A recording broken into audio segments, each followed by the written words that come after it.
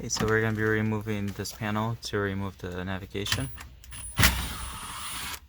We're using a T20 Torx. There's going to be usually a rubber mat. You just pull that off and the screws are going to be exposed.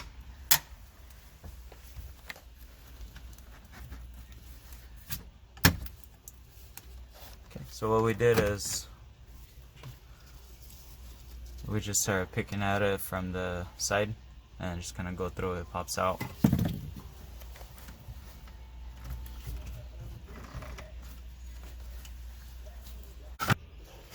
You have to pull this piece off, just to cover.